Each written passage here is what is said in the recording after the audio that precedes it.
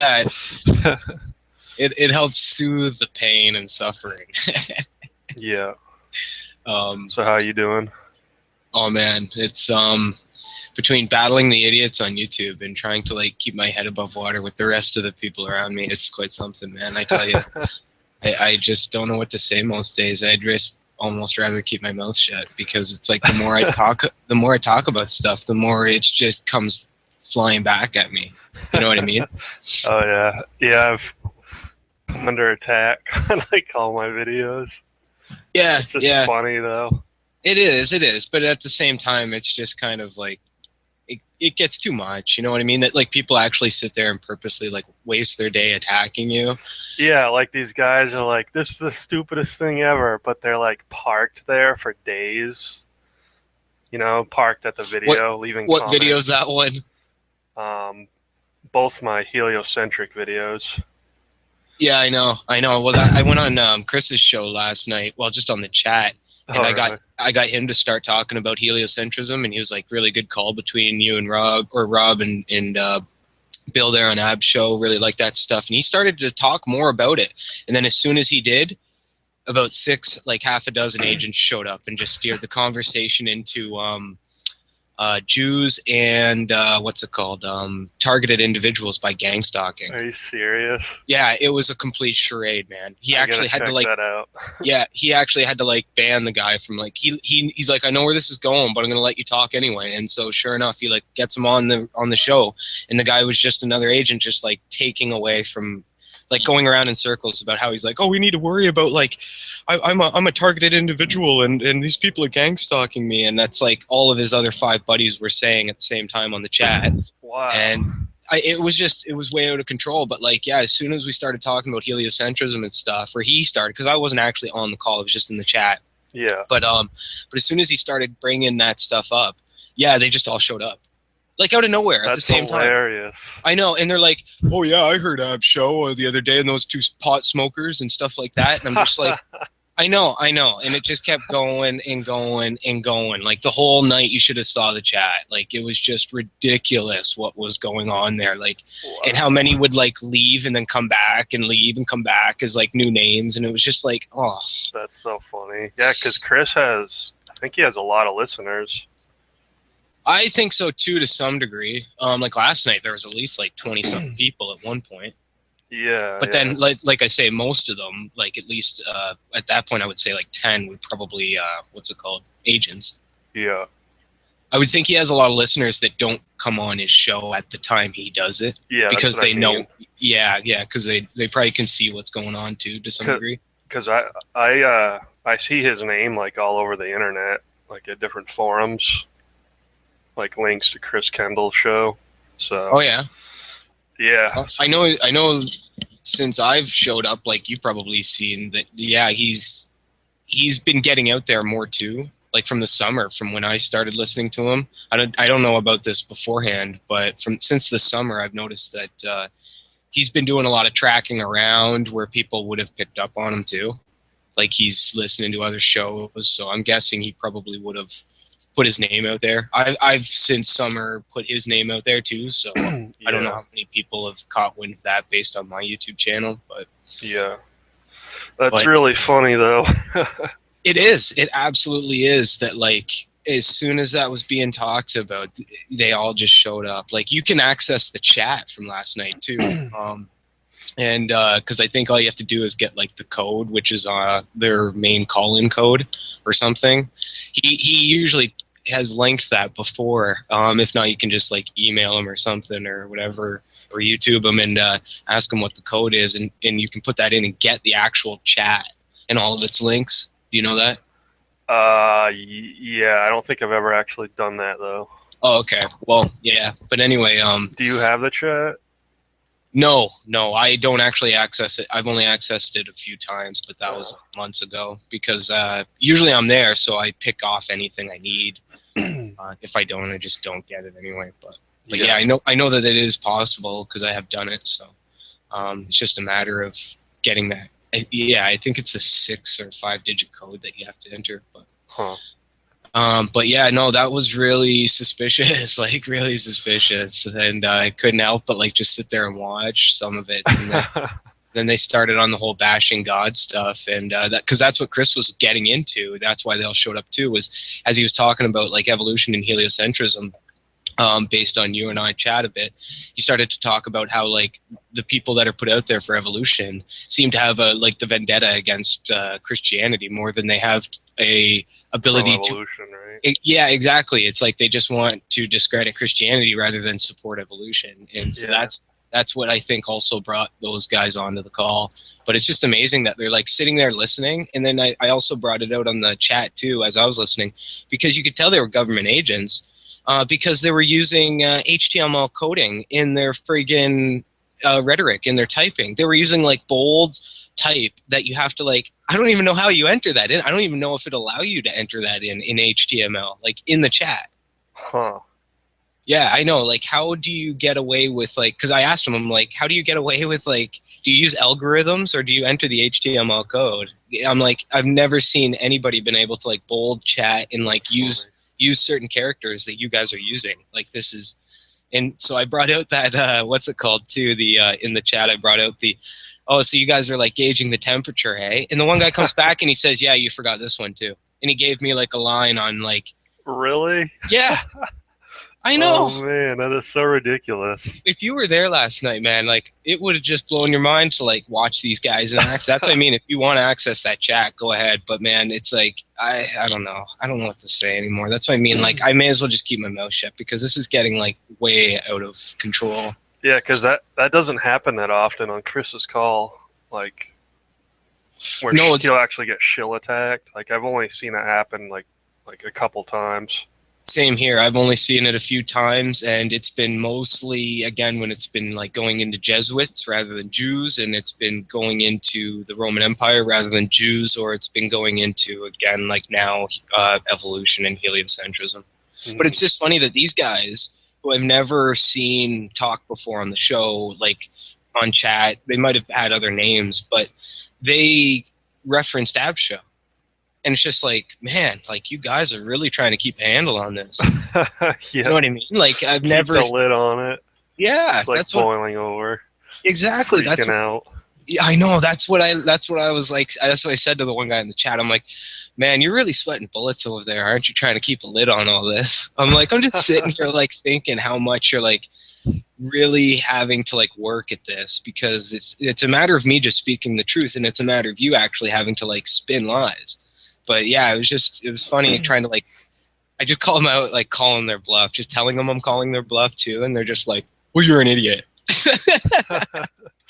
But no, man, it was That's like great. Yeah, it's kind of, getting, like I say though, it's kind of getting out of control because they're listening in on Ab Show, like all the other stuff that they're listening in on in the world, and they're like blatantly admitting it, but yet they're so secretive about it at the same time, because when you're on Ab Show, you don't see certain people, like, again, they're tuning in, but they're not able to be seen. Yeah, they're just lurking in the shadows. Yeah, which means that's got to be like military to some degree, because they're the only ones who really have that technology. Now, well, and I mean military as in like they could be priests that have military access to. Yeah. Not just like priests are military. Yeah, exactly. So that's what I mean though, is like it's not just a bunch of like random guys who like want to just hack your computer for a joke. Like these guys actually have computers that just normally hack your computer.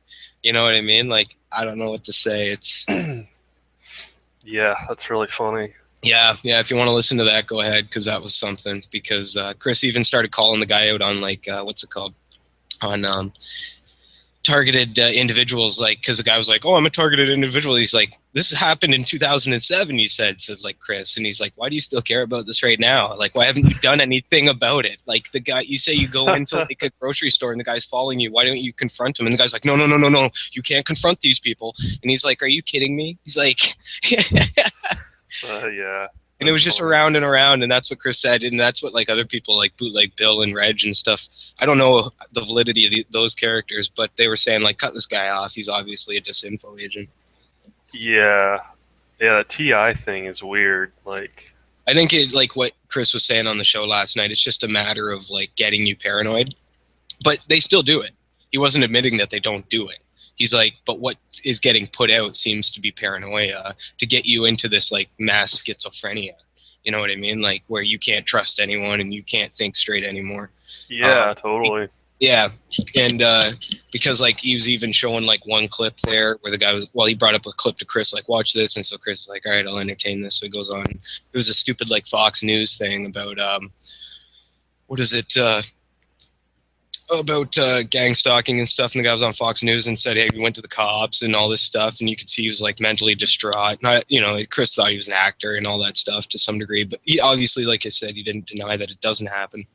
But yeah, I'm like, why would he go to the cops? I'm like, this is military run. I'm like, these guys are like over the cops. Like, it's not going to help you to go to the police. You know, they have way more jurisdiction than the police because like the gang stalking doesn't normally come from the police.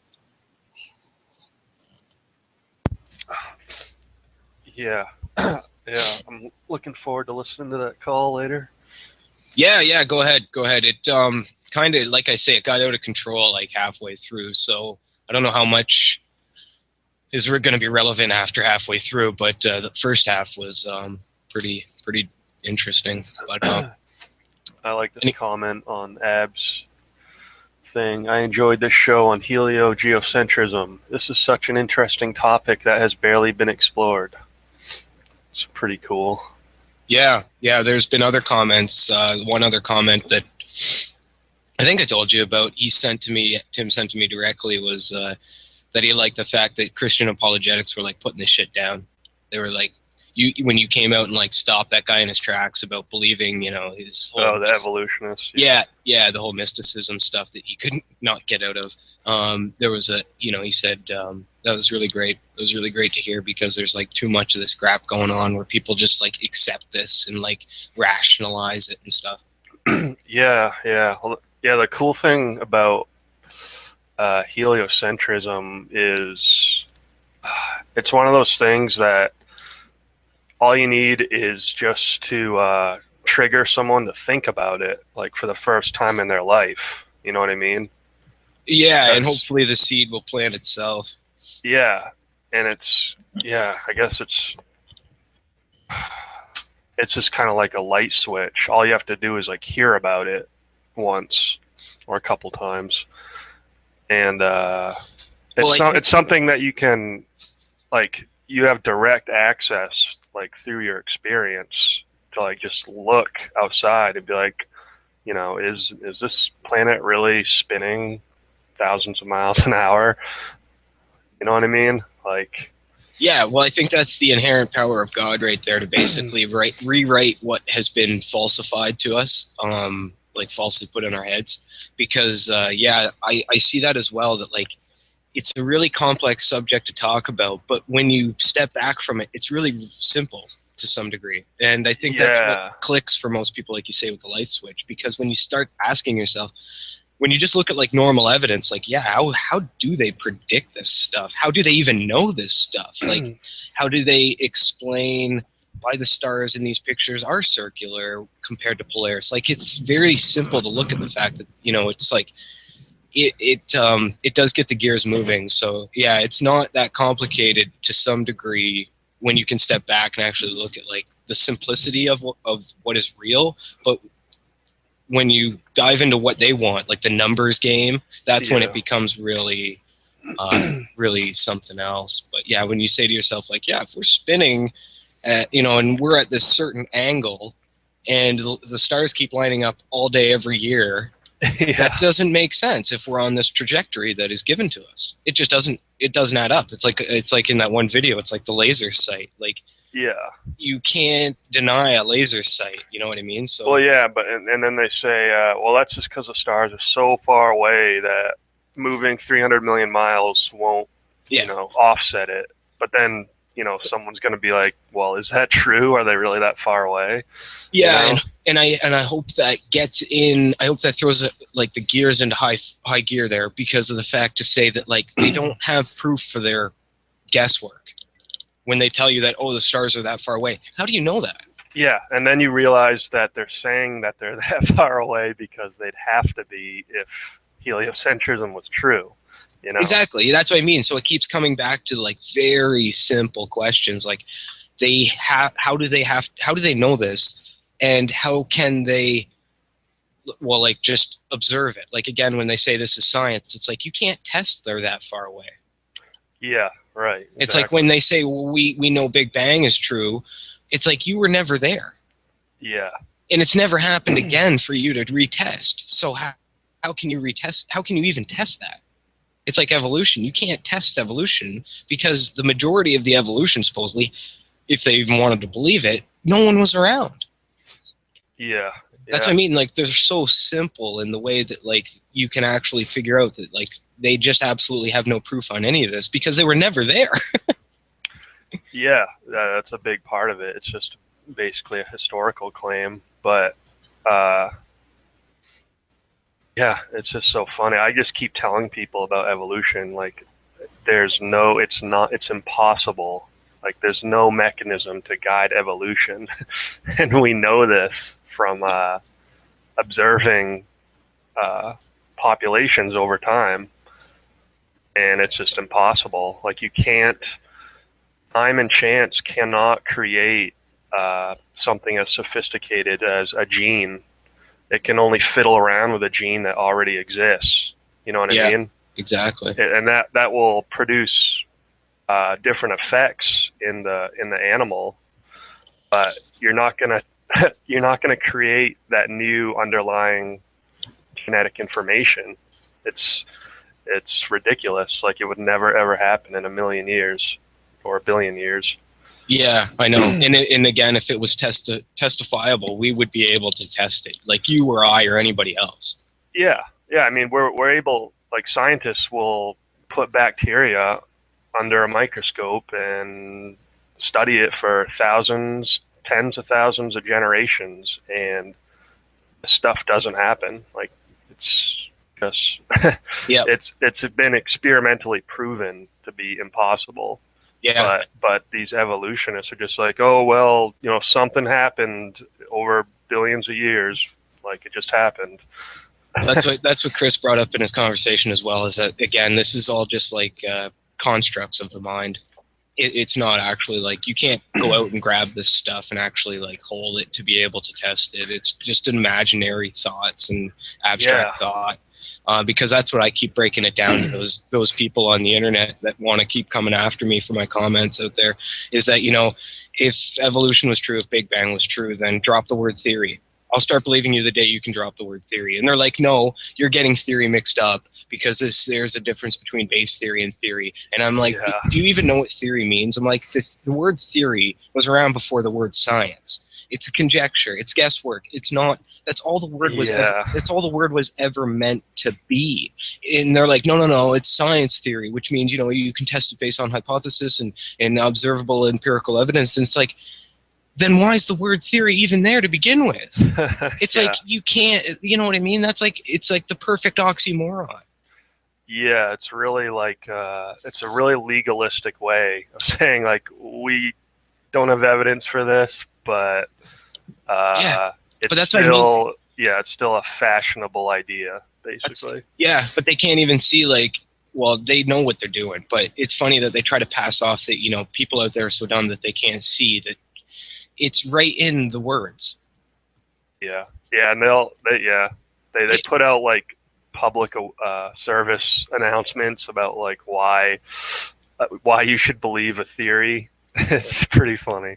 Yeah, I know. That's what I think is funny, because the guy's like, well, this theory can explain the phenomenon. I'm like, so a guess can explain a phenomenon? I'm like, do you know what you're saying right now? Yeah, you're guessing, and you're thinking that that's an explanation? Like, a guess doesn't prove explaining things. Like, those, again, that's another oxymoron. Like, you can't have those two. Yeah, and I mean, that's fine if you want to have a theory, but as soon as you start telling everyone that they have to believe your theory, that's a problem. When you start forcing children to believe the theory is true, that's not really cutting it. Yeah, well, that's what I think is interesting, is that they always, again, come back to, like, attack the Bible, to say, well, you believe, obviously, being a Bible believer, that, you know, this is false, and yet your Bible is theory, you know, like you don't have any, and it's like, okay, the words that are written down in this Bible have more credibility than your theory of evolution, even if it wasn't wrote by God, like it wasn't wrote by men, you know, with the Spirit of God. It's like, this is still more proof than you have of the whole evolution. Yeah. Which I think is funny. One book. Well, yeah, the Bible has the law of biogenesis right in it, that life will only come from life, always, like no exceptions. And that's all the scientific community has ever found, ever, anywhere, is that life only comes from life. Like, it's never not going to come from life. But they still, it's so funny. Yeah, they have, I just call it atheist creationism, and they need to believe in this really zany stuff, like, you know, abiogenesis. Yeah, I see, though, that it's very slippery slope as well, because the more I'm looking into these things, the more I can see that, man, they might want to do away with evolution on a purposeful level. The more I look at it, they might want people to expose it, because then it gets them back into that whole believing in Christ religion. Think about that, you know what I mean? You're reading the Book of Yeats right now. You can see where these people are putting their ideals. What? Keep going with that? Okay, well, in Francis Yates' book, based on other research as well, that people out there based on the Rose Cross want you, again, science was never supposed to be real science. It was only supposed to be the vehicle for pseudoscience, which is their mysticism again. So in a way, it seems like evolution might be another stage where they get you to be set up so it can be destroyed, so then you can get back into believing their religion. See, their religion is not true Christianity. It's going to be like their mystic, you know, Hermetic, Gnostic religion. Yeah. And that's what I find really weird, too, because I see that with a lot of Christian websites that aren't Christian, is, you know, and just what I showed you with that Mormon transhumanism, is that they don't, it seems like they're almost slightly as well picking on certain science as BS so they can get people back into believing a religion. Yeah, well, that gets into the intelligent design movement.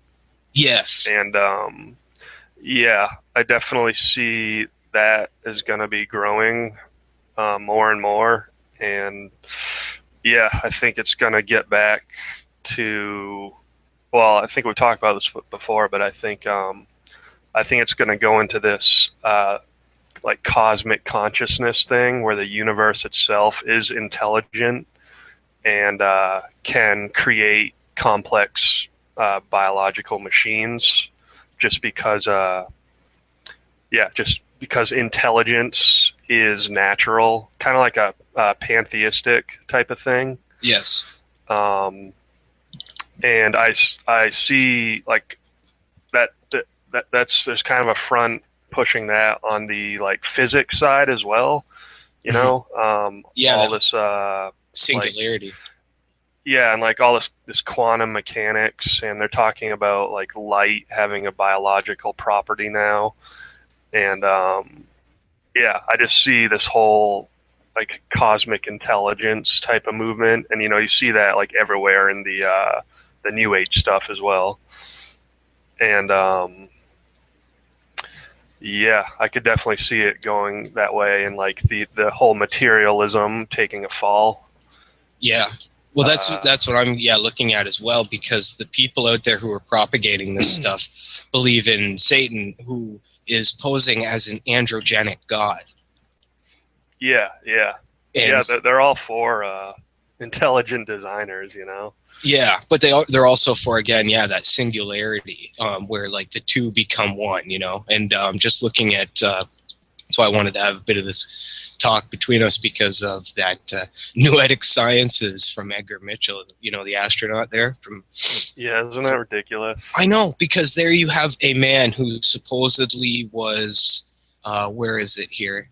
He was, okay, so he goes through a Master of Science degree in Aeronautical Engineering from the U.S. Navy Postgraduate School, and a Doctor of Science degree in Aeronautics and Astronautics from the Massachusetts Institute of Technology, okay? So here's like a guy who's really founded in science, you know, like not theoretical science maybe for the most part too. Well, yeah, he would have some based on the aeronautical and the astronautics, but the engineering half would be mostly base science.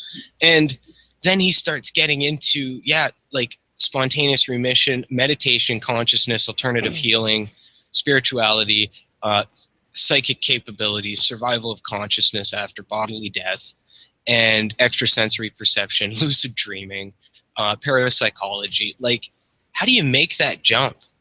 Yeah, yeah, and that's like it's like everywhere in NASA. It's like I know. all these guys are mystics. Yeah, yeah. That's what is really interesting, is that the science is just the front for the mysticism. Yeah, like all the I guess all the, what do you call it? I don't want to say empiricists, but all the materialists are like the really low level guys, you know, who Yeah, actually believe that they're part of this, you know, really rigid empirical organization, and they're like working for wizards basically. I know. That's what's very interesting, is that they're working for wizards. And if you go to just on the wiki page of the what's his name, Edgar Mitchell, he was again part of Kappa Sigma fraternity. And the Kappa Sigma fraternity, if you look at just its crest, it's got the what is that? The Bal Hadid sign. It's got the Hermes, Bal Hadad. Yeah, it's got the Hermes. It's got the 5 stars. You know, like What's the name of that again? Kappa Sigma. Kappa Sigma.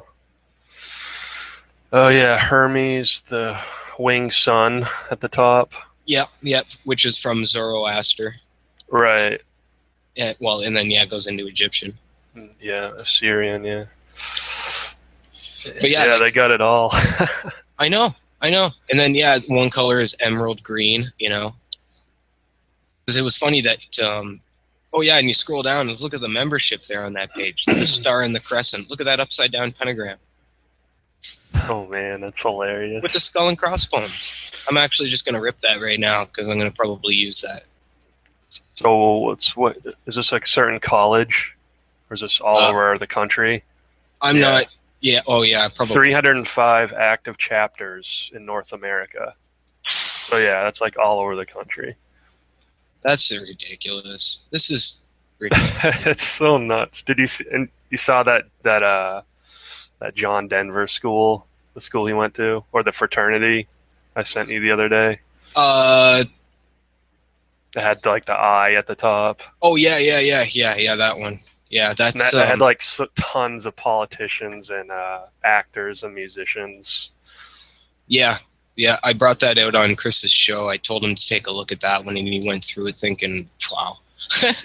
So, and then I brought him back to the Jesuit Fordham, Santa Clara, Georgetown, to show him like the alumni list there, because like it's just insane. Did you show him that Rosemary school? That's the one I showed him. Yeah. Oh yeah, that was a different one. Yeah, Rosemary Hall, that the preparatory academy, like culture creation school. So nuts. These are just everywhere, and that's everyone you ever see on TV or listen to in music. It's just all people from these fraternities. Yeah, well, they have to keep a tight lid on it, right? You know what I mean? Yeah, well, yeah, they just have to all be sanctioned. Well, it's funny too that just in here, the Sigma Kappa from Edgar Mitchell, the publication is called the how do you say that word? Caduceus. Caduceus.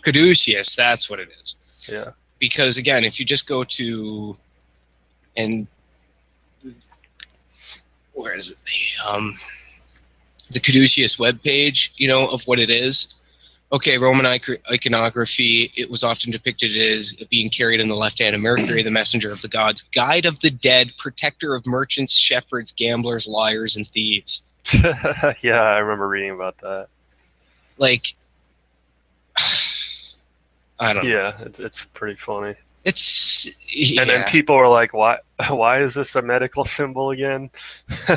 Yeah. Someone brought that up at some point. Yeah. It's interesting. Actually, in the Bible, God did have them make a copper snake around, like one snake around a staff, and he said everyone who looked at it would be healed. Have you read that? Yeah. Well, isn't that in regards to Moses as well? Yeah. Yeah. Yeah, it was in one of the earlier books. Yeah. Yeah, because that's what they're playing on as well, as counterfeiting the Bible. Oh yeah, totally. There's things. So yeah, because I remember that Moses said, if you can, I think he said, I don't want to quote out a line here, but he talked about if you can have power over the serpent. That's why the serpent was supposed to be like that. Oh yeah. To some degree. Yeah. Then he also turned his staff into a serpent when he fought the sorcerers. Yeah, yeah. Now, see, he only had the one serpent, though, where they had two serpents, and his ate the other two. Yeah, yeah. Right. So, yeah, it's kind of hard to get into some of that meaning myself because I'm just not there with it. But I have seen it's just a complete counterfeit of the Bible. It's just, like, it's not, when they come out saying it's like anything else, it's not. It's a counterfeit of the Bible. What they're doing. Oh yeah, totally. But anyway, no, it's one thing else. What was it in regards to the? Oh yeah, I saw that on 1 John. Just side note here on 1 John on his YouTube page that when I saw the was it not Tony Blair, Piers Morgan or something. One of the videos, or it might have been ABBA, the ABBA video. Yeah, I've seen that. Yeah, those are really good. The 322, I never knew. What's that? Okay, Skull and Bones. Yeah. Because see, everybody's so wrapped up with Skull and Bones, and yet they don't even understand how it's been counterfeited from the Bible. I didn't even understand until this video got it through to me. But 322 is Genesis 3:22.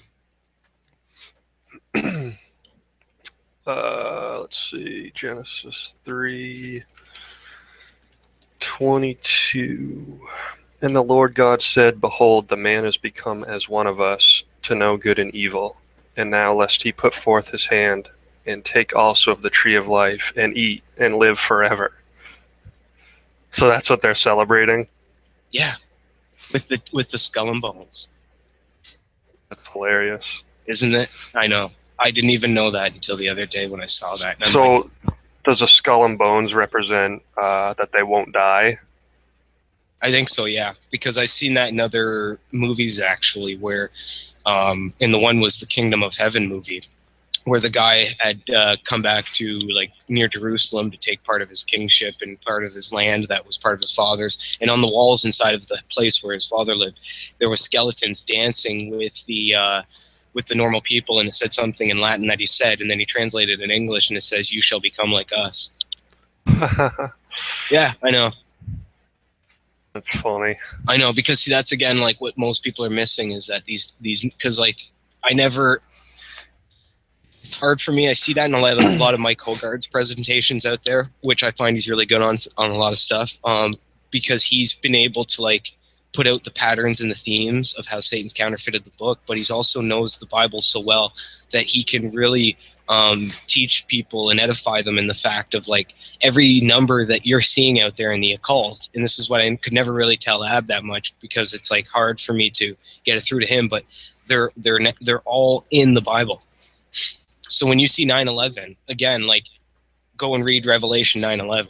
Yeah, Abaddon from the pit. Exactly. So it's like that's why 9/11 exists. That's why you see 9/11. It's not a reference to 9/11 with the Twin Tower attack. You know what I mean? When other people use it out there, like in their presentations, whether it's like Donald Trump in a commercial or whoever, it's reference to what they believe and what they're counterfeiting. And I never.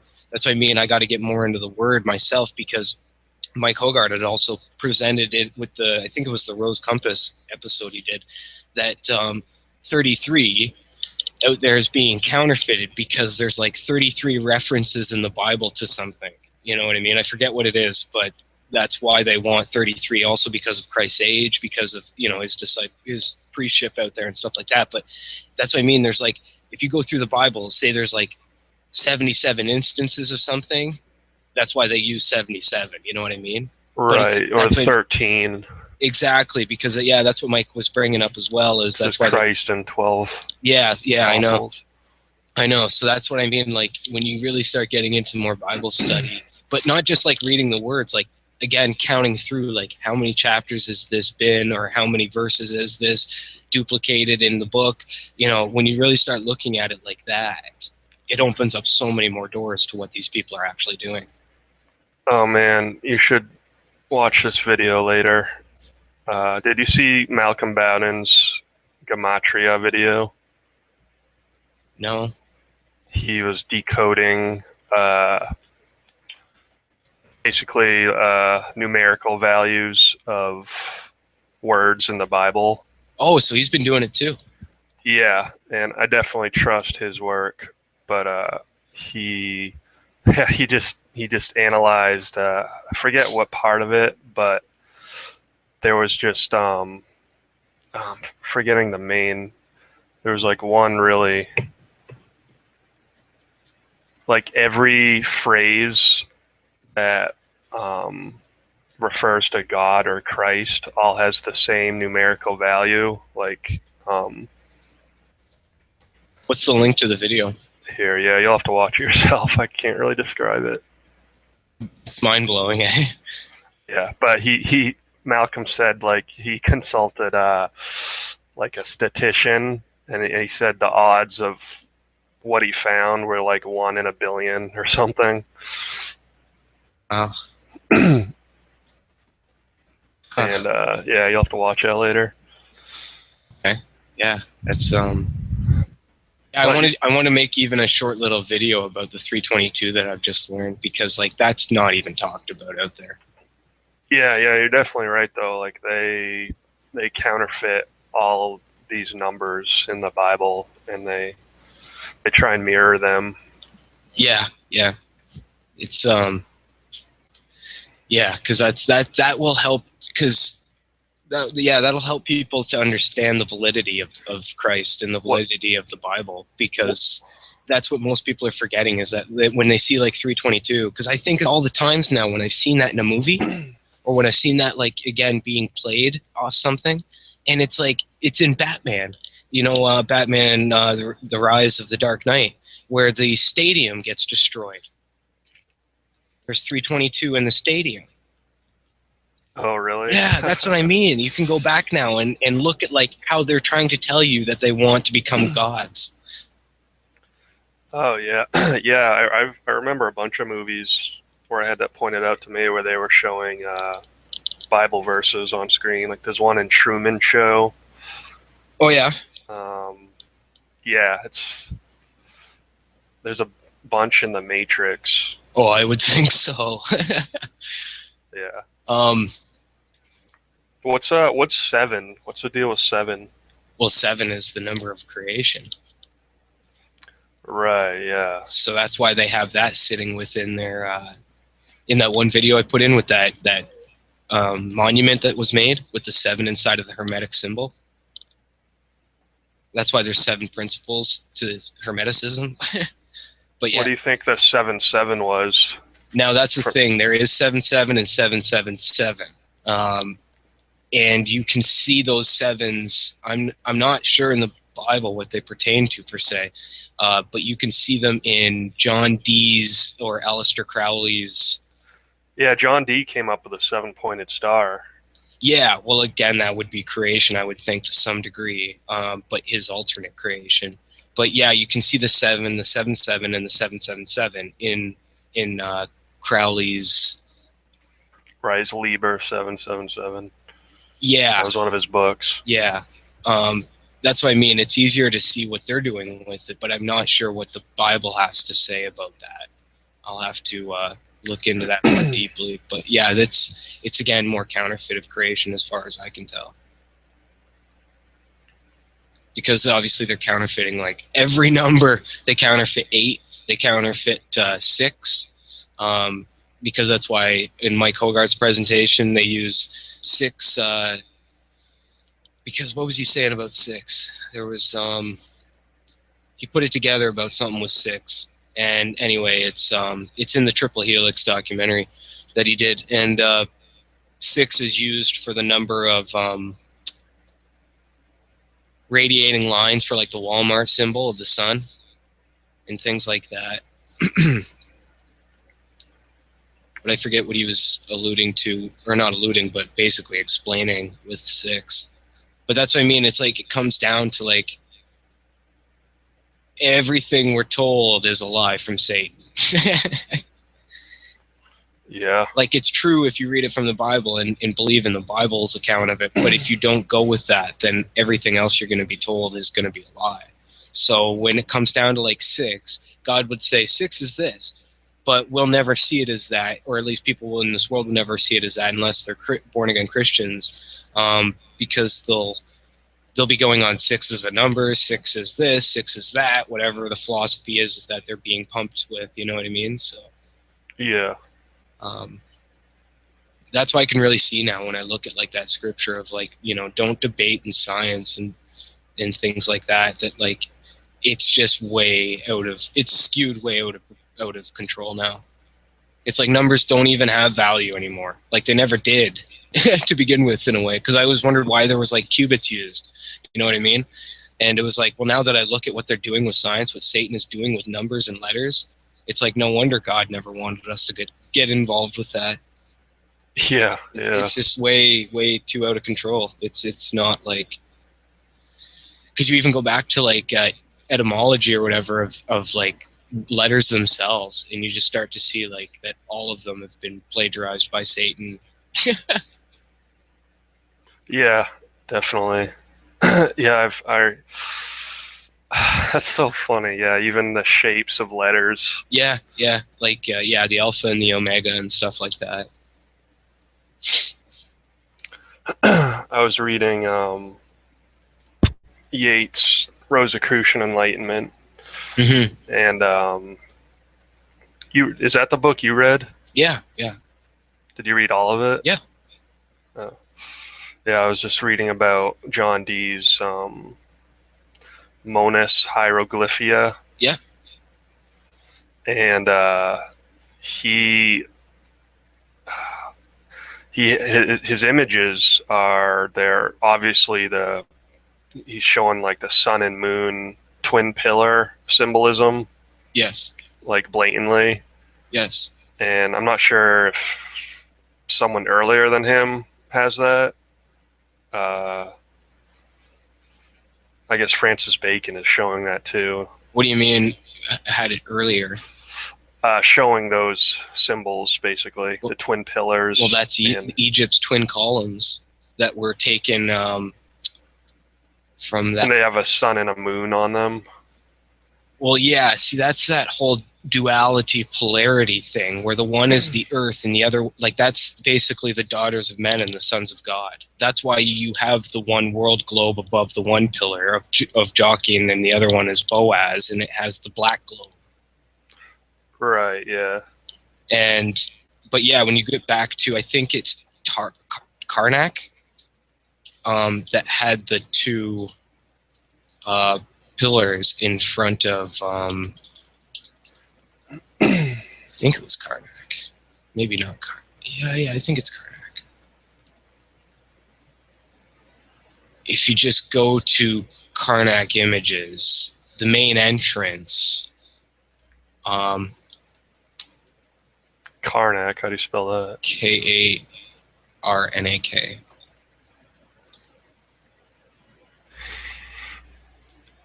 Is this Egypt? Yeah, there's a link right there of the picture I'm looking at the moment. And in front of these was the two obelisks. That's where those two pillars come from as well. And they removed them. The one is in Rome and the other's in England or France. I'm not sure. But, well, I know that they're there in one of those locations, but that's where they came from. I think Napoleon moved them out when he conquered Egypt. Wow. They just love those lions. Oh, I know. They just, yeah, again, that goes back to Romans in the Bible, where it's just like they honored like beasts and foul birds, and it's just like, yeah. I found something pretty funny. Where is it?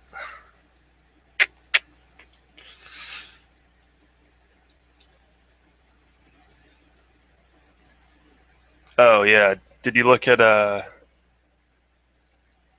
that Levi guy? Yeah. I took a quick gander at him when He's I was quite a figure. Oh, I know. They're all wizards.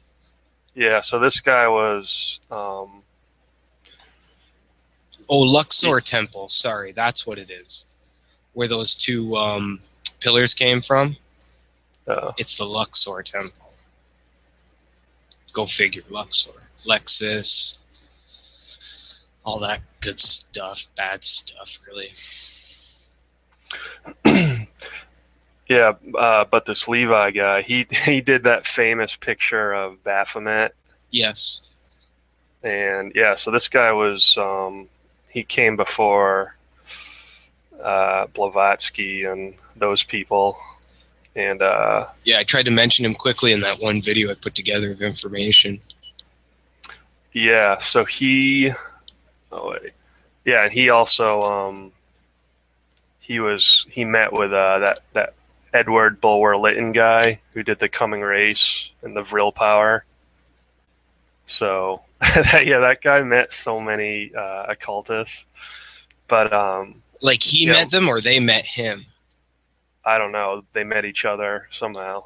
Well, yeah, okay. I guess he would already have to be in the circles. You don't just meet people out there, at least not that I know of. Like, and I don't mean that just as in like you or me. I mean like when you're involved in occultism, people know. People will. Oh yeah. People will find you out fast because that's all they care about in this world. Yeah. Like if you and I became occultists, we would be like searched out real fast.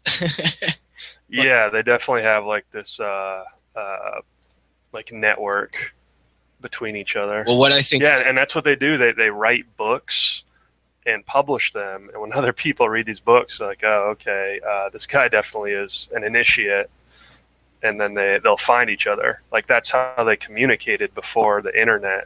Was like they wrote books. Yeah. And only people who understood them would know what it meant. Everyone else would think it was just a fantasy story. Well, what's interesting about Levi as well is, says right on his wiki page, he attended the seminary of St. Sulpice and began to study to enter into the Roman Catholic priesthood. Yeah, I was going to bring that up to the St. Sulpice. And did you check that church out? No, let me just check that out. You'll laugh when you see it.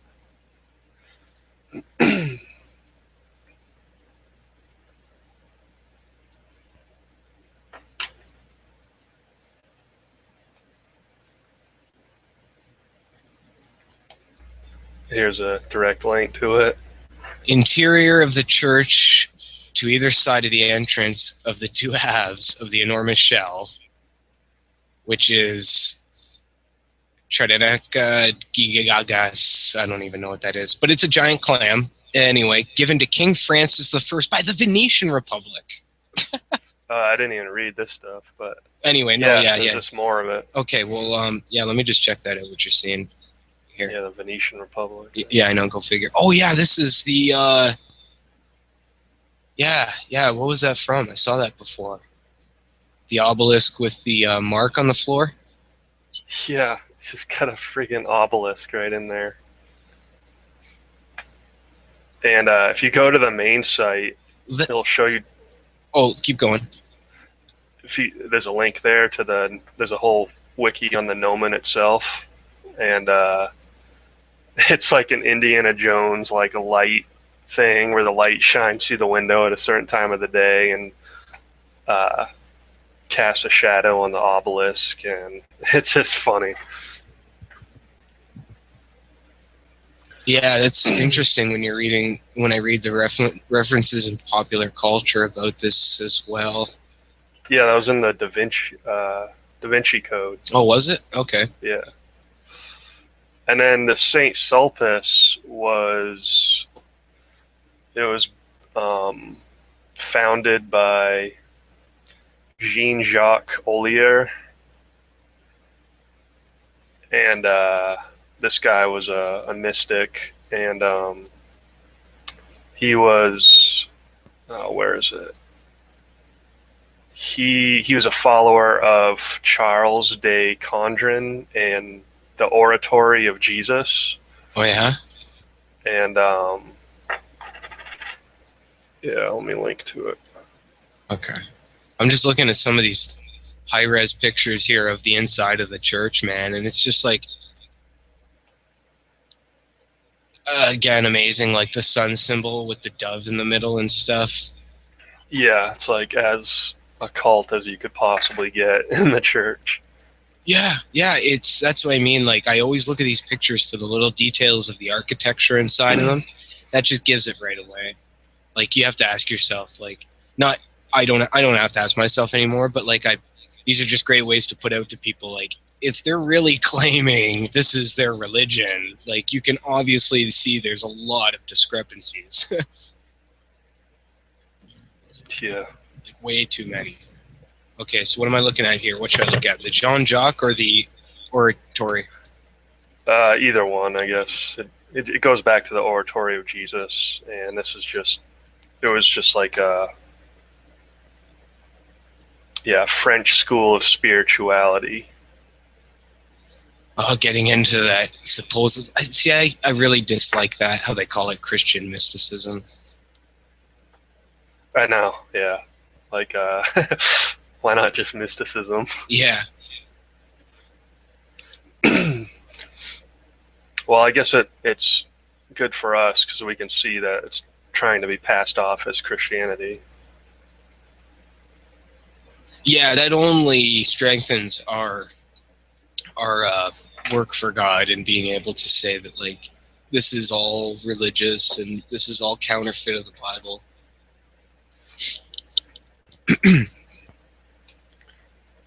Who was I looking at before? It was one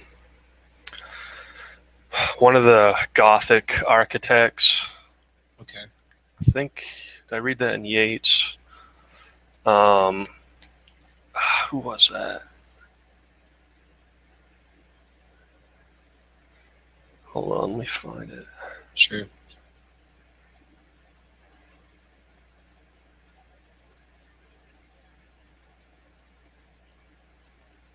The French oratory was very important in the matter of spiritual direction, as the fathers of the congregation were confessors of influential people, as, for example, goes through a couple, gets to King Louis VIII, and were protected by the court, especially Marie de Medici, or de Medici.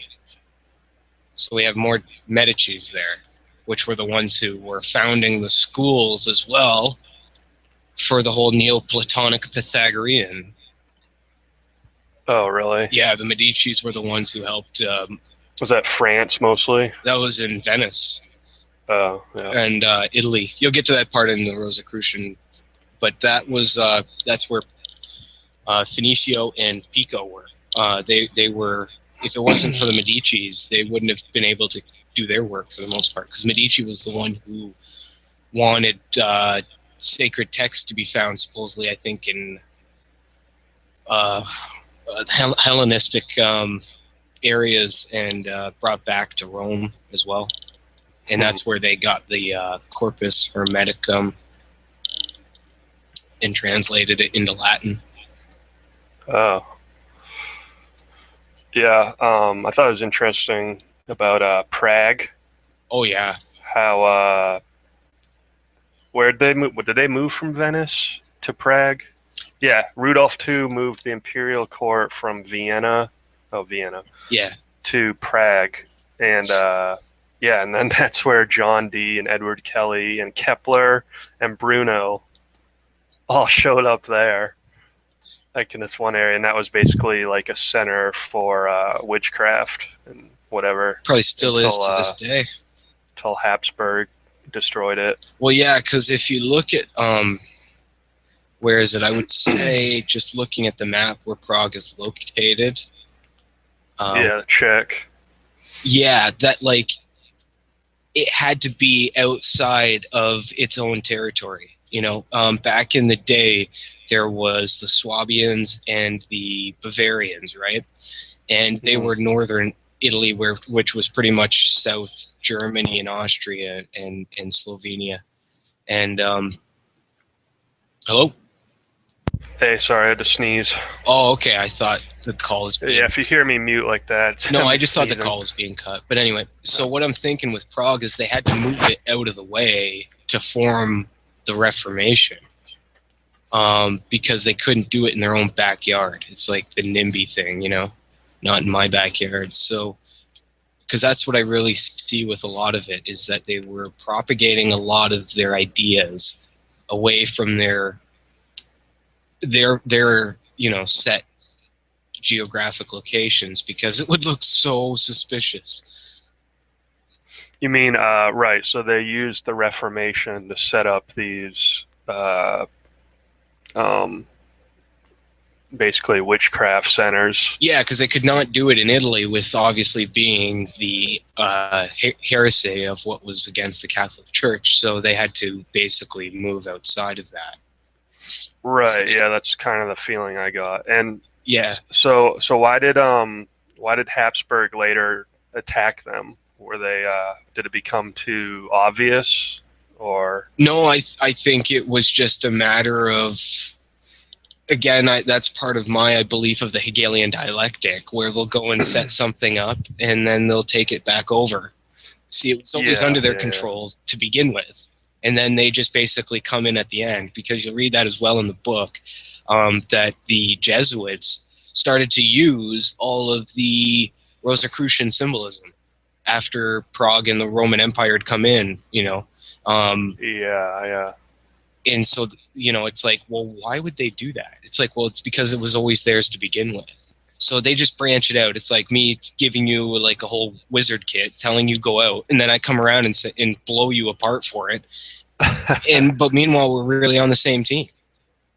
So what it does is it creates division, but then it gets the unity back, because it basically vilifies its own self again, to say like, well, this is bad, we're going to take it over. And everyone kind of cries for it as well, because it's bad, you know, like, oh, witchcraft's bad, you know, because the Catholic Church was saying so. And it's like, well, then, you know, destroy it. So again, they're creating their own vilification so they can go in and work their own magic again. Yeah, right, totally. Building it up, destroying it, assimilating everything. Yeah. And then spreading it out somewhere else. Yeah, but why they do that, though, is to gain acceptance from the masses of it. You know what I mean? Because, like, witchcraft wasn't tolerated. So what do? They go spread it elsewhere and then come take it back over. And then they say, oh, well, you're such a wonderful bunch of people because you eradicated witchcraft. Yeah. So that's how they gain a lot of mass acceptance on how they pull these Hegelian dialectics off. Yeah, right. And then they probably, I'm sure they get many more powers that way too. Like, oh, look, we rooted out all this witchcraft, and it's going to happen again. So we need more imperial powers, like over the lands or whatever. Exactly. And all that stuff. Yeah. Yeah, it's a real mind game. We see that in our day, right? Modern day. Well, that's what I want to bring out with the whole Muslim side of the British royal family, is that you have Muslims being the enemy, and yet you have Obama praising Allah, and you have the royal prince who wants to be defender of faith, not the faith. Yeah, and isn't that funny? That's like the ultimate, like... And that's what I'm getting at, is the fact that, like, you have the world democracies claiming how Islam is doing harm, but yet these guys are pro-Islam. Yeah, like that's the one thing that a ruler could grab onto, is hatred of Muslims to control society. And if the world really worked like people think it does, then you would expect, you know, the leaders of America to really milk that for all it's worth. Well, they have like the evil Muslims or whatever. But you have this weird thing where Obama, like the administration, is like welcoming them. Like they're not doing what they should do. If they were actually warring against them, yeah, I know. Yeah, or even it's hard to explain. They just wanted to control people, I guess, and use them against an enemy. Like the Muslims are right there. Why not just use Muslims as an enemy for centuries? Control people, but instead they're not doing that. Yeah. So it goes deeper than just like trying to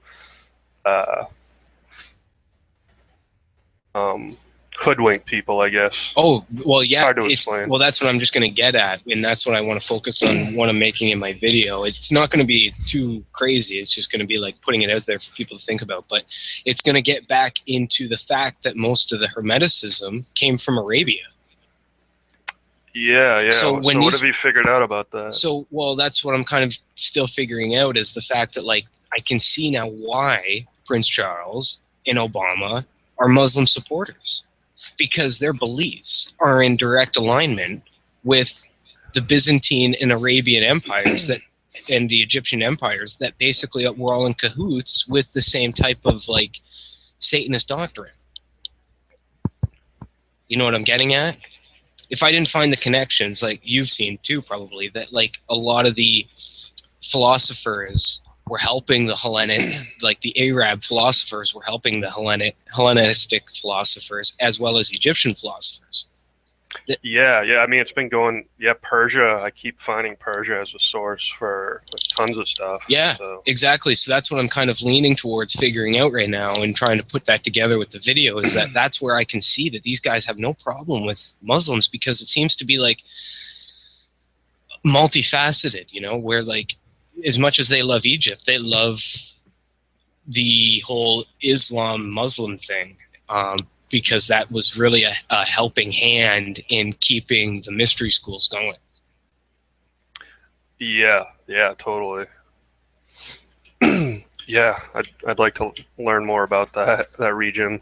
Yeah, now it'll probably be a bit tough because it's a whole nother side route that you could get into. But yeah, I would think that there's been a lot of hidden hand at work when it has come to like the fall of the Ottoman Empire and stuff. I really think that was supposed to happen for Rome to take place, because the Ottoman Empire was controlling the region of like Turkey and things around that. And I don't know what was going on in the back door of the politics, but I really don't think that Rome was at war with the Ottoman Empire. Now that I look at how the philosophies have traveled through Saudi Arabia, from Egypt and up into Byzantine and then into Rome, it seems like it, again, was all part of the plan. Yeah. Yeah, it really, when I start looking at this stuff, it doesn't seem like there's any warring going on. In a way, it all seems like, again, there's just one war against God and the Jews, or the Gentiles that have want to be grafted into the tree with the Jews. But that's what I see, is that like when they say in the history of the world that the Ottomans and the Turks were fighting Rome, I don't think so. I think that's what they want you to believe, and that's what a lot of people might have died for. But realistically, it was just a shift of power. Yeah. It was never like trying to keep like stable lands for their own sovereign countries. It was like a matter of like, you have this virus and it's basically like going and just moving slowly throughout the world. And it's just taking the size and shape of new names and new places geographically, but it's not actually like fighting against itself. Yeah. Well, in all of these like geopolitical events, you always have, just the leaders talking with each other and making deals about how to proceed. It's never like this, like, it's never really chaotic conflict, Yeah. And yeah, we see all sorts of reflections of that with just like the American Revolution and how you know, the British were like funding both sides, and even like World War II, you know, we see everyone's funding each other, and well, it kind of goes back to the Yates book about how they were using Prague. It's just a matter of like they have to.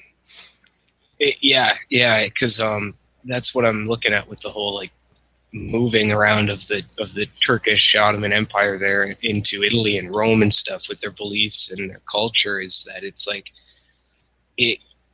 Yeah, that's what, I don't know how to explain it either, but it just seems that well, just like today, they're just it's all on the same page.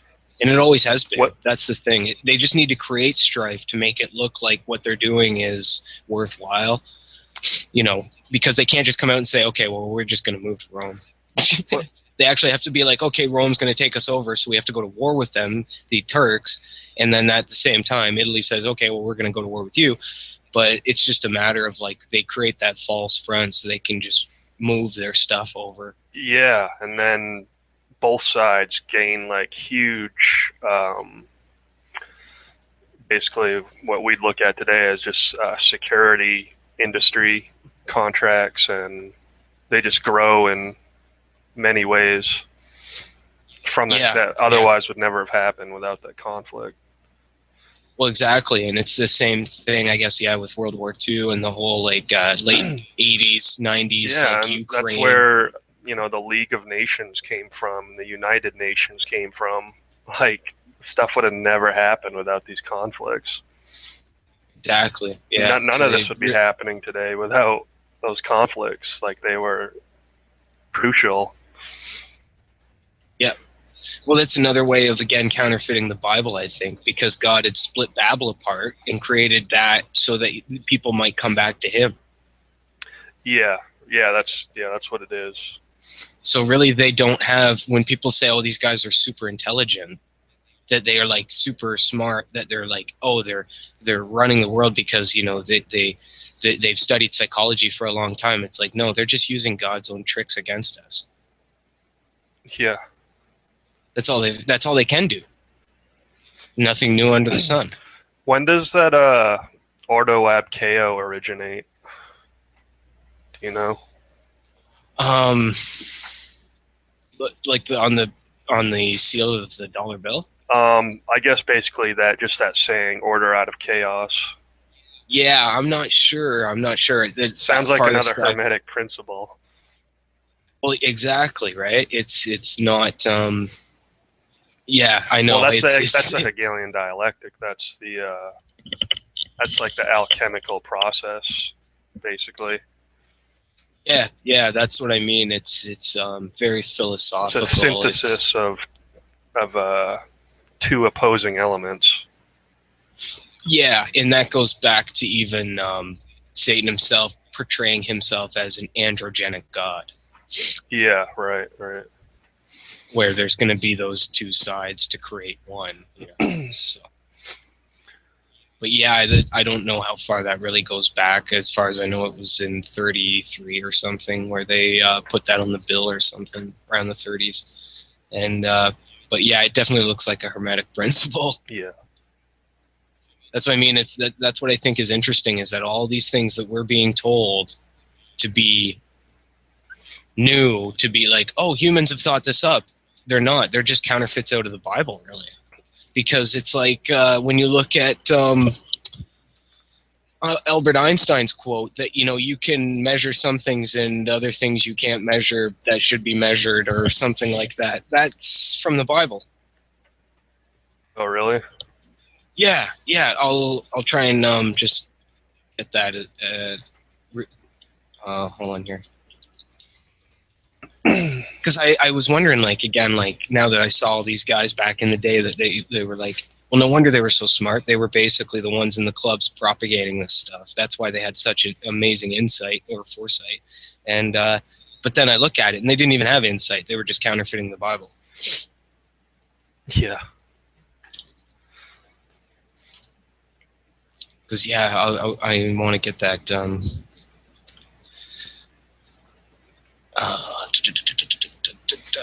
Because that's all the Hermeticism is, right? That's all it's ever going to be, as well as a counterfeit of the Bible. It's not going to. It's not new. It's not new. So it's not like Satan has his own intelligence. He's just utilizing the merchandise of God. That's why he was kicked out of heaven in the first place. Yeah. So it's not like he can actually create anything. He can only use what God has created. Yeah.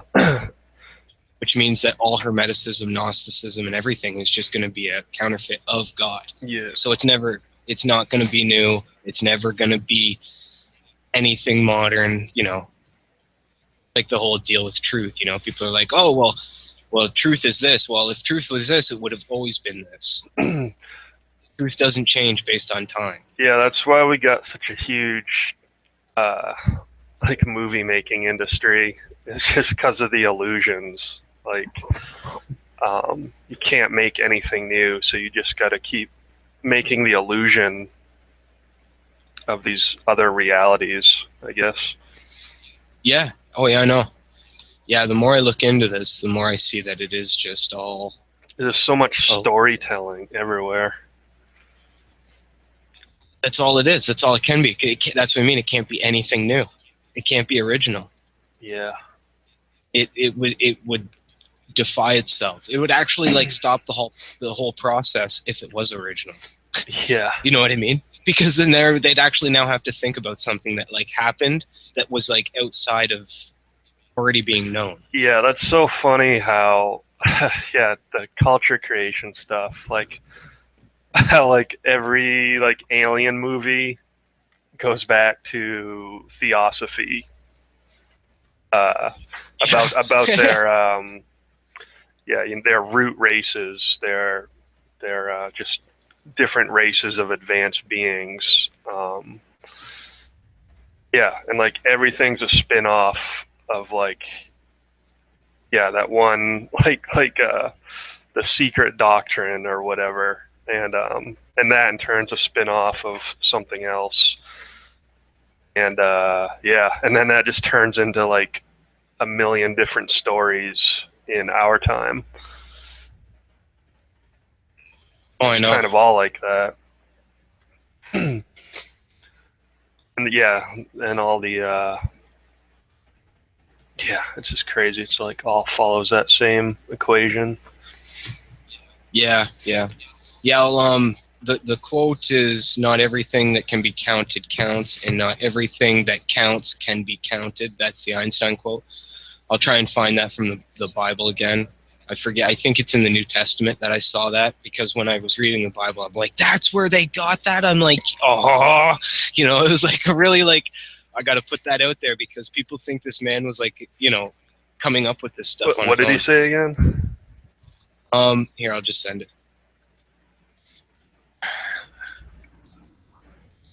Because that's also like another Hermetic principle. So if you get it down to the Hermetic principle, then you'll start to say that that's, again, just the not everything that can be counted counts, and not everything that counts can be counted.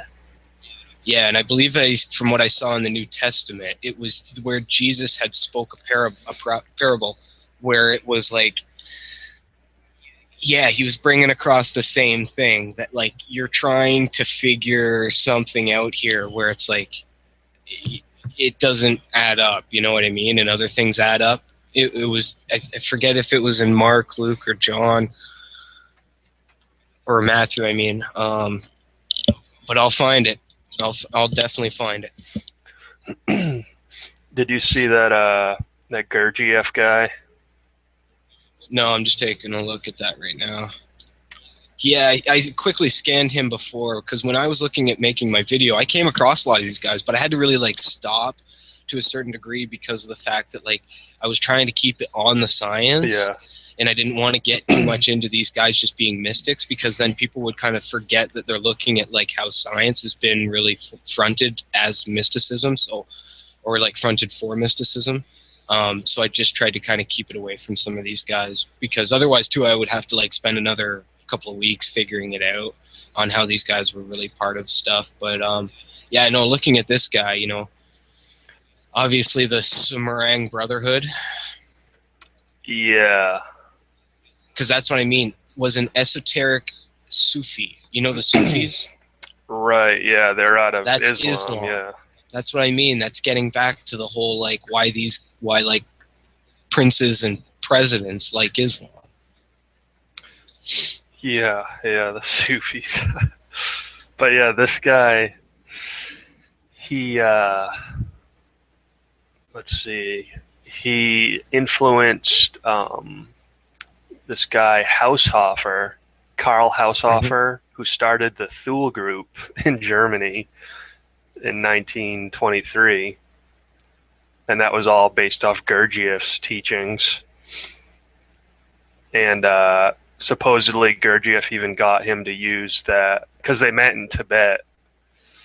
And and the whole swastika symbol, like supposedly that's where that came from. Oh yeah, well that's just the 4 elements again. Yeah, that was like a Tibetan symbol before Germany. Oh yeah, no, I know, but that's what a lot of people are forgetting, is the fact that Satan owns all these kingdoms. Yeah. That's why when Masonry says it has like direct affinity to like all those like ancient cultures, it's because they're all Satanists. Yeah, they all has the same symbols. Yeah, exactly. So that's why they can derive like the same meaning out of it, is because they're Satan's kingdoms. That's like, so it's no real great feat that like they're all connected, you know. So when like Masons are like, well, look, we know what we're doing because look at all these other cultures that are involved. It's like, yeah, whatever, you know. Yeah. Like I could just blow them apart with Bible right there, but like it's just it's hilarious to listen to him. But this guy also taught John G. Bennett. He was the head of the British military intelligence. Yep. Well, it's the same with most, because that's why, again, I didn't get into too much of this stuff, but most of the bone finders in the world, the anthropologists and stuff doing their work, they were actually intelligence officers. They were not anthropologists. Oh, really? I'd like to learn more about that. Yeah, because there was one of the guys who was I was looking into that with the Desjardins and the Peking and the Pitdown Man. There was another guy involved with that, and he was also an MI6 officer. Oh, really? That's hilarious. Yeah. Darwin was with them too, wasn't he? Oh, I'm not sure. But yeah, these guys had spent like 15, 20 years down in like the Middle East and near Egypt being intelligence officers working for British intelligence. That's hilarious. And then all of a sudden they go and like dig up bones. Right, because that'd be a good disguise to be in foreign lands. To be exactly. Yeah. That's funny. Yeah, I know. You're starting to really see how this gets pieced together, right? Because it goes back to even the same with the what's it called? The like Galileo and those guys. Most of their information they were being fed was from intelligence officers, like Sepri. He was intelligence officer. Right. Yeah. So, and it's funny that his name doesn't really get mentioned that much in history, when he was supposedly, from correspondence of many other people, influential people, he was one of the most learned men of his time. Yeah, what did he do again? He decreed this, like, I forget what it was. It really showed off his influence, though. Do you remember what that was? Was that something to do with telescopes, maybe? Oh, well, yeah, he shut down the military from using telescopes because they wanted to wait another year because he had a better idea coming from somebody else. Yeah, right. So he was like a military intelligence commander, basically. Yeah. And yet he's working as a priest. Yeah. I know. That's what I think is funny, is that, like, but see, he was taken at the age of 13, I think, into the priesthood. Oh, yeah. Like, don't you think that's a bit young? Yeah, they all seem to get started pretty young. all those guys. So that's pretty young, though. Like, even in the regards of, like, young, that's pretty young. Like, I know you can see, like, children today in priesthood, you know, standing next to the Pope, and they'll be young, like 7, 8 maybe. But, man, I tell you, it's like, that's too young. Like, there's got to be something at hand there, because there's no way a child at 13 wants to become a priest. Yeah. Yeah, I found that out about a bunch of these figures we're finding, though. They go into these that was like their cover for everything. That went into the, what do you call them? I don't know, just churches, whatever. What do you call that? There's a word for that. Ministry? Yeah, I guess. They just went into these ministries, and that's where they were initiated into all this stuff. Like, you couldn't say you're going to, like, you know, like a school where you learn secrets about the world. No, I know. It had to be these ministries. Yeah. Well, that's what I think is funny about Sarpi as well. That's his name, Paulo Sarpi. Is that through looking into some of his stuff there and how much he knew. Supposedly he was writing things in mathematics, which I put in that video there, in the metaphysical treatises, which were brought about by John Locke. Oh, really? Yeah, so here you have a man, again. Was he Royal Society, John Locke? Yeah. So that's what I'm getting at, is that, like, John Locke never came up with his ideas. It's like a lot of these people never came up with these ideas. One, again, they're all counterfeited from the Bible through Hermeticism. But at the same time, you have men that are like, most people don't even know of, that I never even knew of, like Sarpi, who was championing ideas that other people have been supposedly, like, famed for, like, bringing out. You know what I'm getting at? It's like none of the people we're told in this world who said, like, that they've thought of anything have actually thought. They were given it. It's like, it's not a matter of them being intelligent. Like, Galileo wasn't intelligent. He wasn't smart enough to do what he had to do. It's just Paulo and all their group can't come out and say this is what we're doing, because it would be too suspicious. Yeah. Come, all the greatest ideas are coming from you guys. Every single time. So what they do is they alleviate that, like they did with Prague, to basically, like, span out and put someone else as the front. Right, because they can't just have all these crazy things come out in, like, one place at one time. That would look a little odd. Yeah, because it's the same with the Jesuit of Christopher Clavis there, that he was a personal friend of Galileo and wrote specifically back and forth. He took all 4 vows of the Jesuits, which, if you know the 4 vows, the last vow is the deadly one, where, you know, you're basically gonna, it's what Christopher Columbus did by, like, smashing babies' heads against walls and stuff. Like, it was really bad, the 4th vow. But he was the major technical advisor to calendar reform, to the Gregorian calendar as well. So it's just amazing how they've been really, like, because that's what I mean. You have the Jesuits going against the Catholic Church, but then they're working inside of it at the same time, you know, reforming it. So they're reforming it on the outside and on the inside. It's like their myths are everywhere. Did you check out that guy?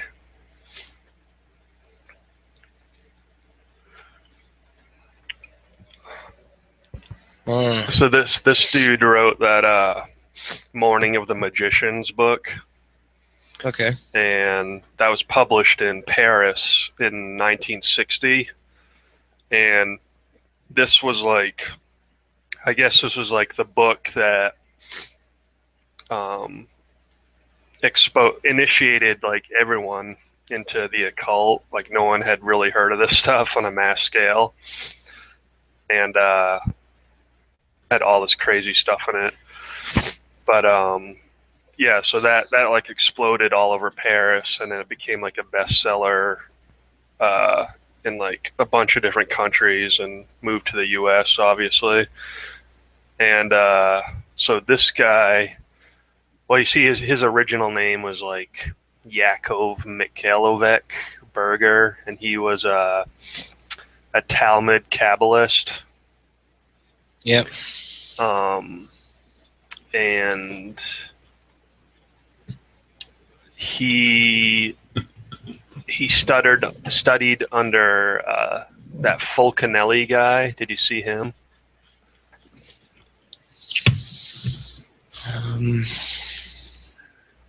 No, is that on his Here's page? the link. And this guy. Oh yeah, do they have a picture of this guy?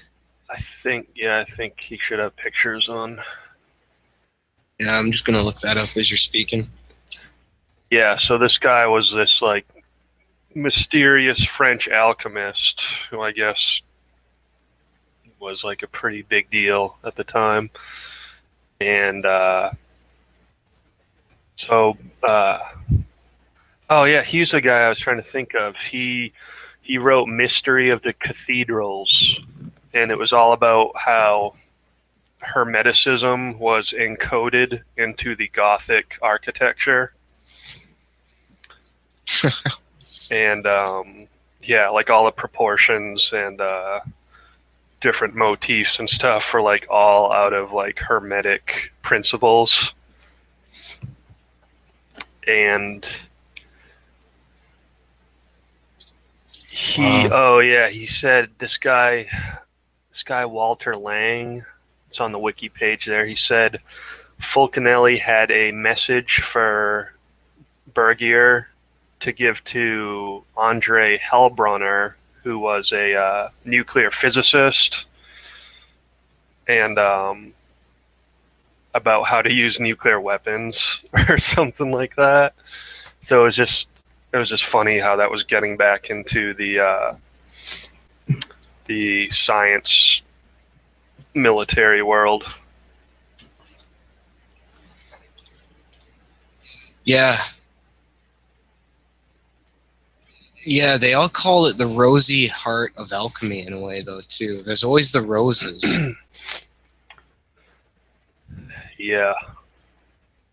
That's something that I've seen in a lot of stuff. Oh, yeah. There's this quote that that Levi guy said.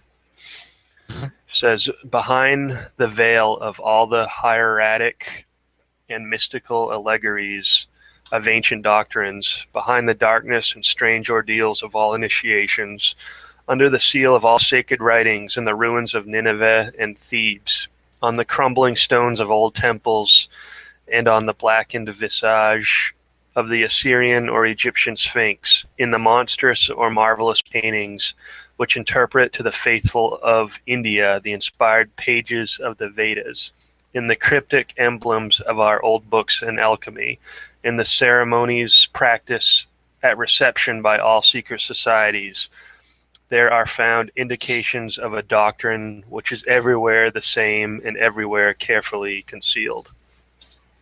So that's basically just an admission about how everything's Satanism. Everything's the same secret doctrine, like through all these different secret societies. Do you have the link for that? That's on his Wikipedia page. Oh, okay. I'm just looking at another page here that you were reading there about Fulcanelli in that cathedral and the Hermetic and alchemical symbol secrets encoded in the architecture. Yeah, that's pretty funny. He studied Basil Valentine of the 15th century. Okay. And that guy's kind of a more occluded figure. I couldn't find much about him. Hold on, let me.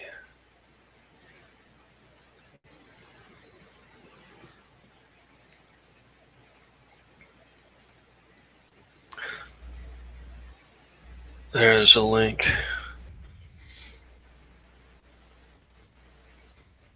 Allegedly a 15th century alchemist.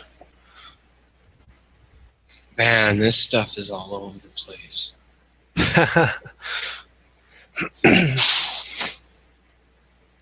This is like It's way out of control.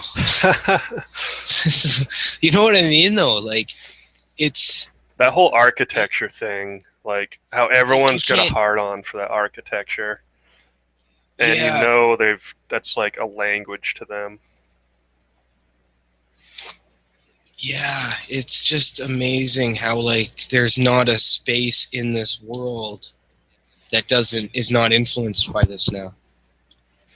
That's what I mean by it's like everywhere. It's just like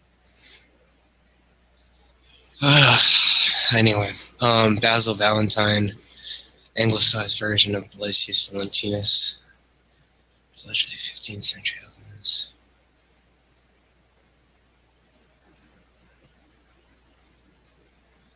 Yeah, because that's another thing too, is with the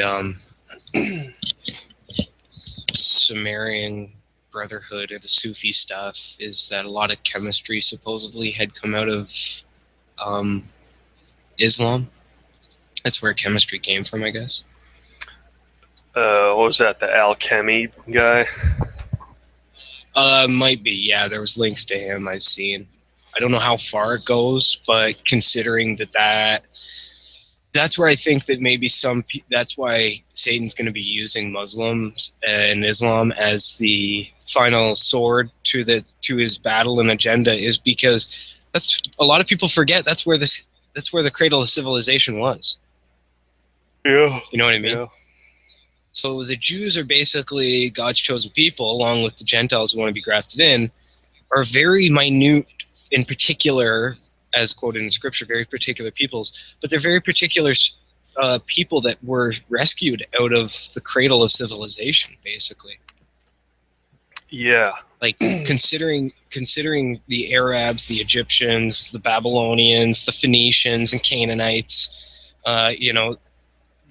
other Medo-Persians and other people around the areas of the north, like, they really were in the thick of it. Like, it's like considering like your family in the middle of a bunch of like 500 black guys, Yeah. So God's like, hey, well, that's what I mean. So it's like, hey, God's like, hey, kind of come on out, guys, because you guys are really you're not part of the rest of that group, and it's like, but I think that's where a lot of people don't look at Islam, is the fact that it was heavily involved in Egypt, Babylon, like, it's, a lot of people say, well, yeah, it was created by the Romans and stuff. And it was like, they were already there to begin with, too.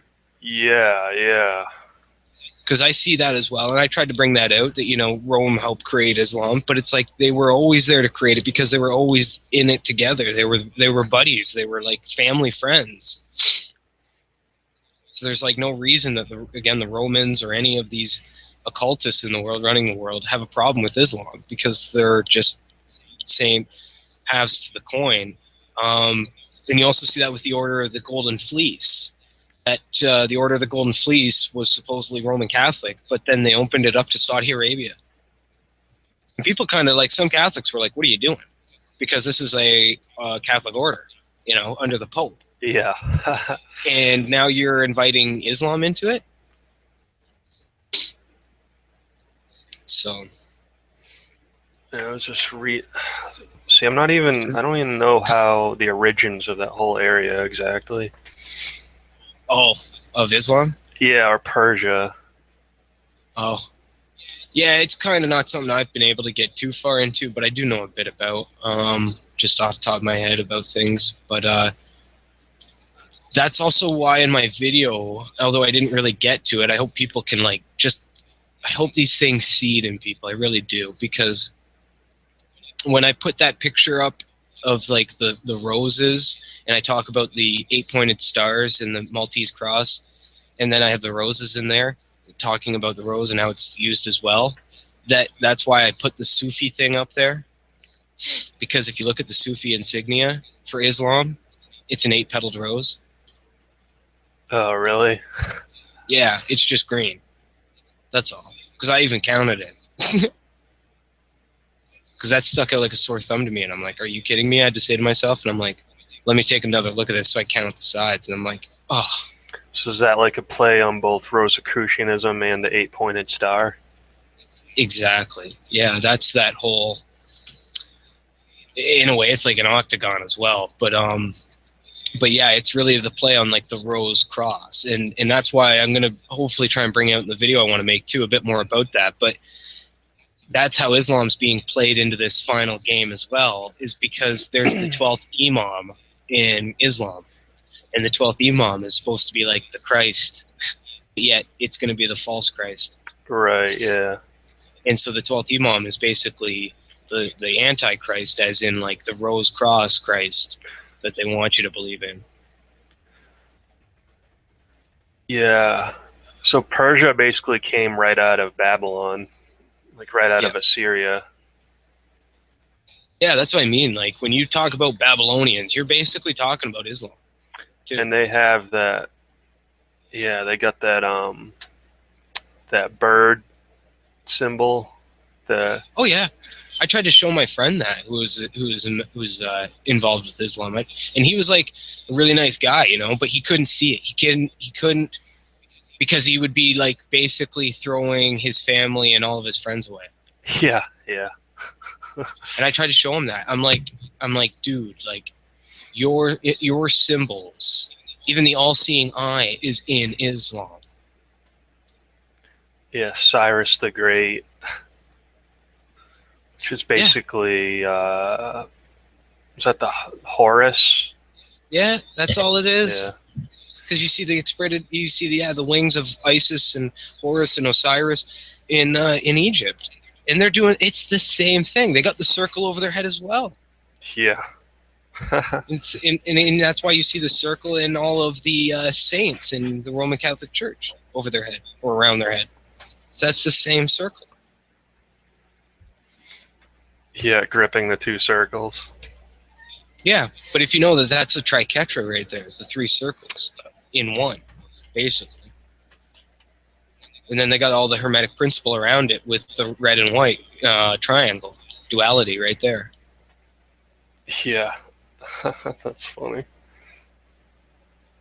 Yeah, I know. I tried to show my friend that. He just couldn't see it. Couldn't see it. And I'm just like, sorry, man. You're going to have to cut this friendship short then, because you obviously like can't accept truth. It's like, I'm not trying to like pull the wool over your eyes. I'm actually trying to release it. So, but yeah, I just couldn't come to grips with that one. So yeah, I don't really try to be honest. I don't try and. Well, I do it again to like bring people back to the truth, right? I don't do it to crush their lives. I do it to like get them to Christ, to get life as it was being given to me. Yeah. So it's not like this is just like a vendetta against people who don't want to believe my beliefs. It's like, no, this is how you're being deceived. And this is like ultimately what you're going to hold in your hands as you go to hell. So it's like, you want me to like let you accept that? I can't. It's like I want to walk away from some of this stuff, but I can't, because I think it's even in scripture that, again, I forget which one, but you can't, what's it called? You can't love someone if you don't show them the dangers. Yeah. So well, like, I find that's what a lot of people forget, is like when you're trying to like edify them in truth, it's not because you have the only truth. It's because you're helping them to like be saved and not be stricken again, like in scripture, of like the plagues and the punishment that's just to come, or even that's already here. Like there's so many people that, again, they sit around complaining about like why things are going wrong, and they've never ever once decided to actually figure it out. Yeah, I find I can't really even I don't know, I just can't hold company with people unless we're basically unless we're talking about the truth, basically. Yeah, like, I know. Otherwise, like I just can't talk to people. I know, that's what I got to too, is when I got saved, it was like there was nothing else to talk about. Yeah, like I mean, I can chit chat a little bit, but like I can't like sit down and have a conversation with someone unless we're like touching on the truth. Like otherwise, it's just like, yeah, it's just babbling. Well, in a way, and it's just actually more deceit, because you're taking lies and holding them with certain type of esteem or like credibility. that just should not be there to begin with. Yeah. I've had actually like past girlfriends get mad at me for that, because like one of them wanted, I was just like, she told me she was kind of intelligent, but then she was intelligent based on like what she knew was lies and indoctrination. But she wanted to become a for all of her smarts in biology and stuff, and she wanted to become a weather person. And I'm like, are you kidding me? I'm like, you want to like tell people the weather and you like know all this extra stuff? I'm like, I can go outside and tell you the weather. That's funny. I'm like, do you have no worth? And it's like, because I say that, I'm the villain, because I'm trying to like tell someone they're worth more than this stuff. And that's what really got to me with most people, is that like they don't see how much they're worth the truth when they want to talk about stuff, or like how much they're worth just past the normal blabbling that they do. It's just they don't see that they actually, again, are like have purpose here. And so when you try to tell them that they have purpose, they get mad at you. Yeah. And that's why I can't sit with most people and talk with them, is because they hate the truth. They hate the fact that like they were purposely created and purposely put here to like be wonderful, even though they're sinners, like to really step up, and to try and like get right with God. That's a really big purpose, and they never wanted to hear it. And it was funny because it was never just about Christ. I brought this up to people before I was even saved, about like their worth and their potential, and what, and kind of like just how people have shrunk from things and how they don't care about most stuff. Like that was already in me to question and bring out, because my parents brought that out in me. And so it's like I naturally did that with most people, just try to elevate them, and it even says that in scripture. You are to like, help other people, really. Like, and it doesn't just mean like help them. You're to edify them, bring them up, Yeah. I forget what scripture that was. Maybe it was in Ephesians or something, where it was talking about that you will do better if you're able to assist other people rather than just like knock them down. Yeah. I've actually like, man, I've just been like fighting people's addictions. Like I've gotten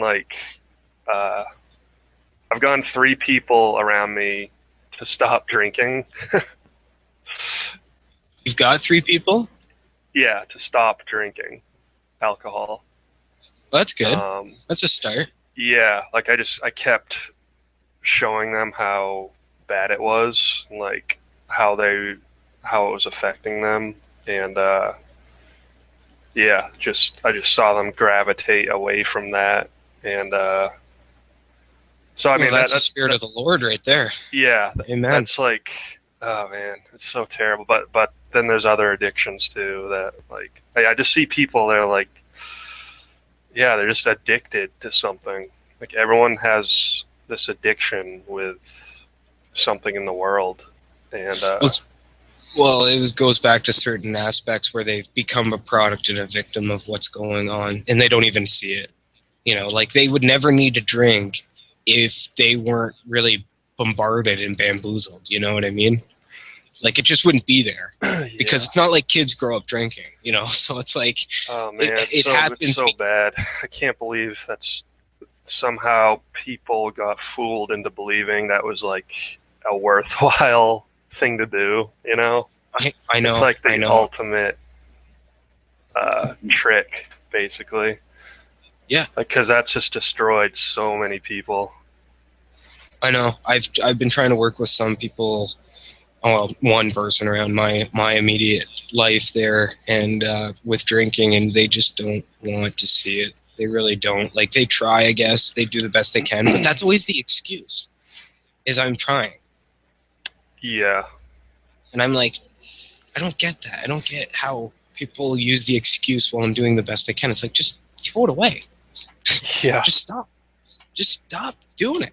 Yeah. It's like, it's not hard. It's like, I understand there's vices out there, but man, like, drinking's not really that much of an addiction to some degree either. It's just a mental depravity. It's because you don't belong in this world that you drink. That's why you drink. It's not because you like it. It's not because you want it. It's because you have dropped a bit of your esteem and your purpose. And so you need to fill that with an empty void. Because that's what drinking is. It's not a matter of like I do see it as addiction, but it's an addiction because of like a void. It's not an addiction because of like, well, it's fun. It's like, if you really look at the psychology, I guess, of it, they're just really like missing out on the truth to why it's actually there in their life. And but yeah, it's really hard to get that through to some people, because it's funny too that like you bring it up and they'll be like, yeah, I know what you're talking about. Yeah, I'm gonna work on that. I'll do my best. I'll try.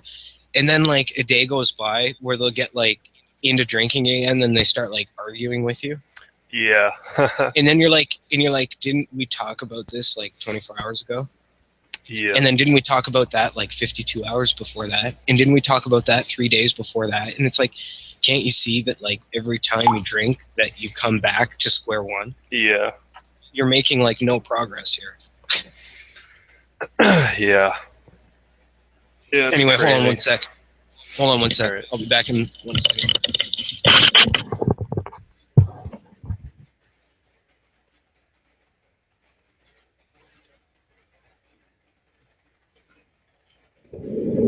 That's the way part one ended, so I'm just going to say goodnight to everybody. And I'll play the next one maybe tomorrow night, but soon. Okay. Thanks for tuning in.